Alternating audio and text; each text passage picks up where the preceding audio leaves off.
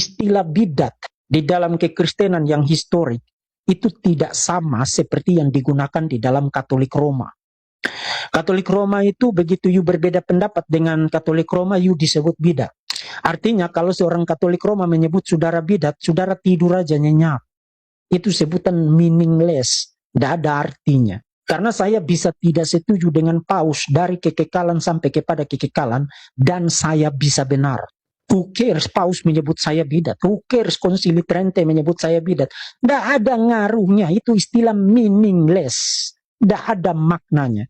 Tidak ada substansinya sama sekali kalau digunakan oleh seorang Katolik menyebut orang-orang yang tidak menerima kepausan, tidak tunduk kepada kepausan sebagai bidat. Secara historikal, istilah bidat itu digunakan untuk orang-orang yang mengajarkan ajaran yang menyimpang dari ajaran-ajaran yang fundamental, yang substansial. Karena tidak semua ajaran di dalam kekristenan itu punya peringkat kepentingan yang sama.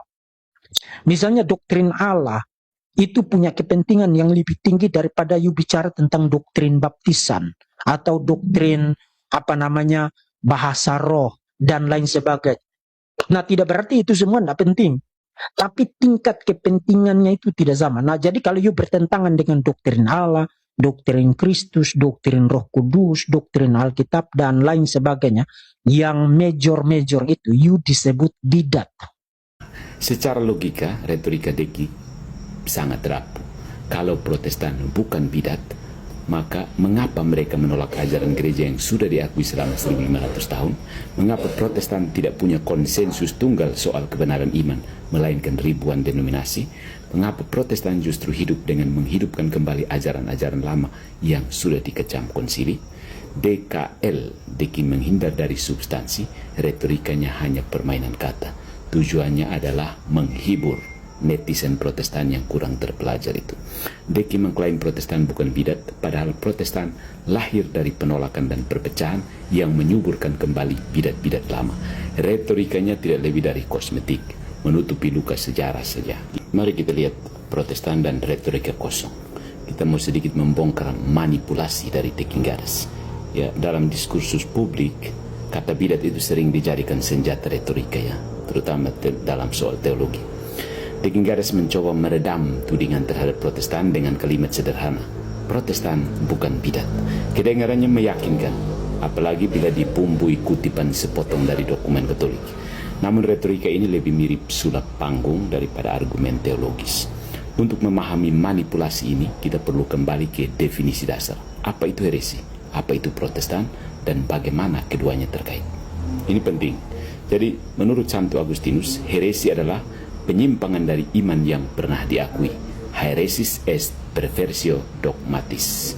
Thomas Aquinas dalam Summa Theologiae menyebut heresi sebagai penolakan sadar terhadap kebenaran iman yang diajarkan gereja.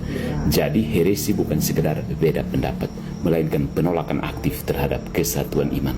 Nah, apa itu Protestan? Reformasi abad ke-16 tidak muncul dari ruang kosong. Luther, Calvin, dan para pengikutnya menolak otoritas gereja dan tradisi apostolik. Akibatnya, Protestantisme sejak awal adalah sebuah komunitas yang mendefinisikan dirinya lewat penolakan. Inilah mengapa mereka mewarisi banyak ajaran heretik lama. Dari Donatisme, penolakan otoritas sakramen, sampai Arianisme terselubung, merendahkan Kristus sebagai sekedar teladan moral. Ya, nah ada retorika yang kosong dari Deki. Alih-alih menjawab realitas ini, Deki memilih teknik retorika. Yang pertama, labelisasi murahan. Protestan bukan bidat katanya, tanpa definisi. Yang kedua, beban bukti terbalik, melempar tanggung jawab ke Katolik, padahal Protestan sendiri tidak punya definisi heresi. Yang ketiga, potong kutip otoritas, mengutip dokumen Katolik secara parsial, lalu memelintirnya. Yang keempat, ambiguitas sengaja, menghindari definisi heresi di dalam Protestan. Dan yang kelima, framing emosional, seolah Katolik menindas Protestan dengan cap bidat, padahal yang dikritik adalah ajarannya.